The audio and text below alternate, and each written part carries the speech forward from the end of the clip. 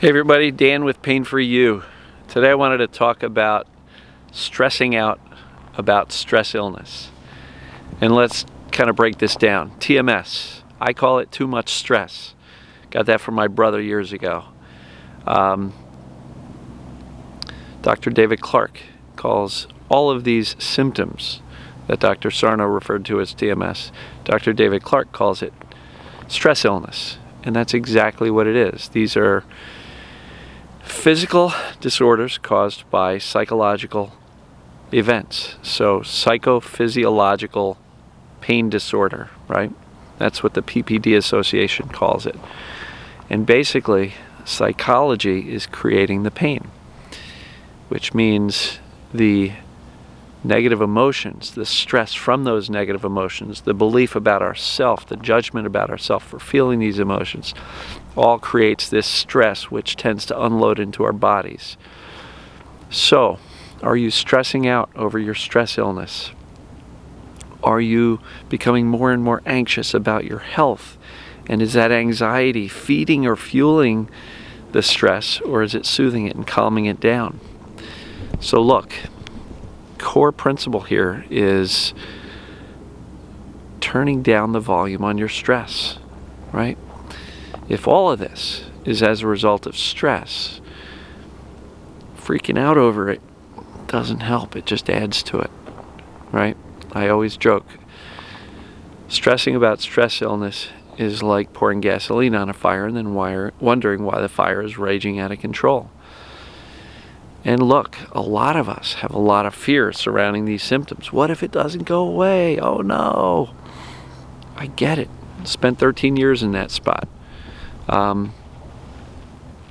But if you've done the knowledge portion of this process and you really truly understand what Sarno talked about and what Ozanich and Nicole Sachs and Howard Schubner and David Clark and all these experts have said about these symptoms, then you do know that you are not broken. And if you need help figuring that out, I keep on pointing you guys to the assessments. But if you haven't done them, why not? Really, there's nothing more important, because if you've got doubt, if you are sitting on the fence, straddling the fence saying, well, it might be physical, but it might be TMS, do the assessments. You've got no excuse not to do that. They're free. Go to painforyou.com, download the assessment there. You can go to yourpaintest.com. Any score over 29 is basically TMS or stress illness. Or go to ppdassociation.org/symptoms. And basically there you will see a whole list of symptoms that are psychological in origin. And also there's like 30 questions. The more of them that you answer, the more likely it is that you've got this PPD, this psychophysiological pain disorder, or whatever symptoms you happen to be experiencing. So, as it relates to all this stuff, soothing, very important. Do things that bring you down. If you find yourself freaking out over your pain or your symptoms, researching them doesn't help, right? We've got to just kind of reiterate and remind ourselves that, hey, this is all just stress-induced. And where's the stress coming from? That may be useful to look at, is saying, why am I so stressed out? Well, in some cases, we've got jobs that are really stressful, demands on us that are really stressful. Maybe you've got kids that are extremely challenging. There's all sorts of external stress. What I found personally was that the external stress was only a portion of it. The biggest stress was between these two ears. What was I thinking about myself?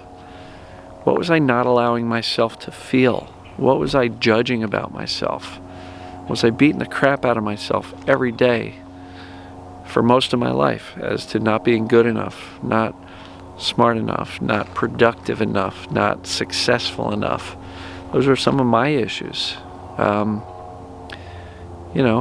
was kind of in the band in high school. I was a band geek. I was not the most popular person in school. And there was always the feeling that, hey, I don't belong, I'm not in the cool kids club, right? How many of you guys can relate? And so we form all these judgments, and we're never good enough, and all that stress was between my ears, so much of it. But also a lot of it was directed at me. So many people. I interact with a lot of you folks. You're awesome. I love that you're interacting with me. I get to learn from you so much. But many of us are saying, you know what? The stress, when I came down with these symptoms, is no longer with me. My life is so much better now. I'm in a much better place. I don't really have that daily stress anymore. So why am I still hurting? Why hasn't the pain gone away as this stress went away? And the answer to that question is learned or memorized neural pathways. Talk about brain science a lot here. Dr. Schubner talks about this all the time. Basically, even though the pain started for a reason during a very emotionally stressful time, perhaps you have changed those things, or perhaps you have done, months and months of, emotional discovery and exploration, and you've kind of dealt with those things, but the pain is hanging on. Well, the brain has learned how to keep these pain signals going. And it's basically neuroplasticity. The brain has learned it. So the brain connects and keeps wired those things that we focus upon most often. And with the more energy and emotion that you place on these things, it will wire it even tighter. So if you're constantly freaking out about your pain, focused on it, managing it, monitoring it, you're basically telling the brain, keep it wired. So what do we do when we're screaming in pain and we can't ignore it. I'll never tell you to ignore it. Notice the pain. Sometimes sit with it, observe it. Observe yourself in pain. Step outside and go, wow, really, that's some wild stuff. You're massively uncomfortable, but you're still safe. I know it doesn't feel that way, but you are. So, are you stressing out over this stuff?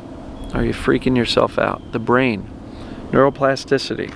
If you want it to stop sending these pain signals, you've got to tell the brain very specifically that this is no longer necessary. I'm going to put my attention over here. We're going to rewire the brain by focusing on things that we want, things that are more important, and by disconnecting the constant attention we've been giving.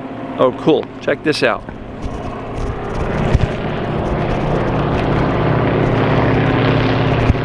Two biplanes going overhead.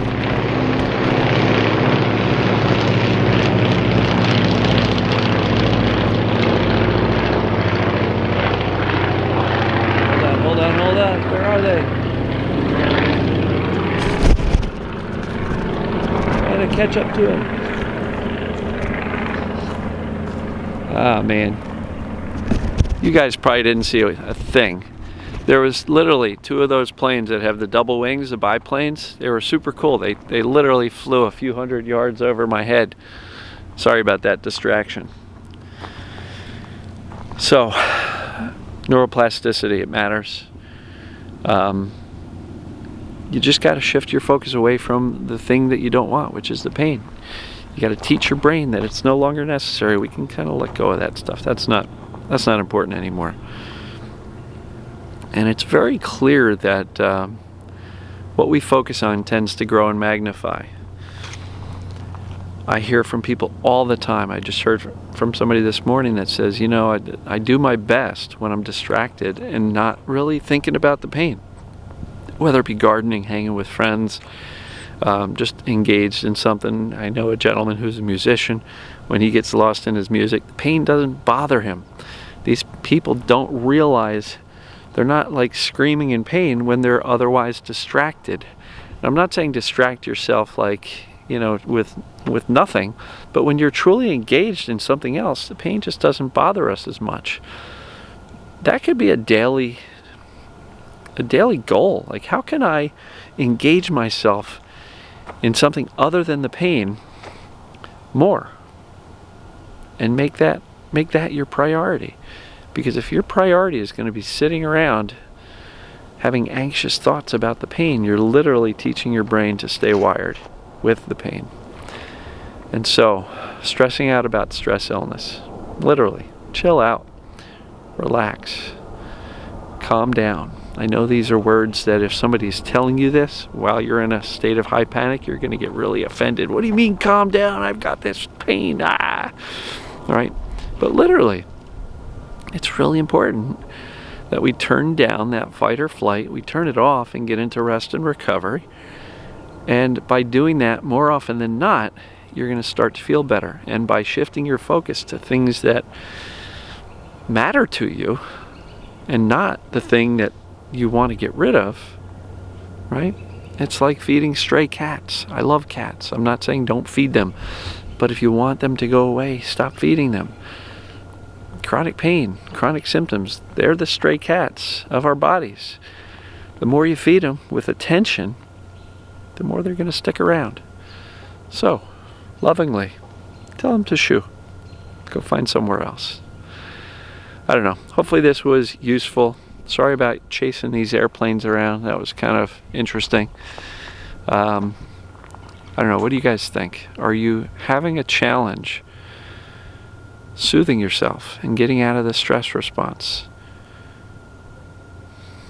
What do you think? Let me know. Comment below, and we'll talk soon.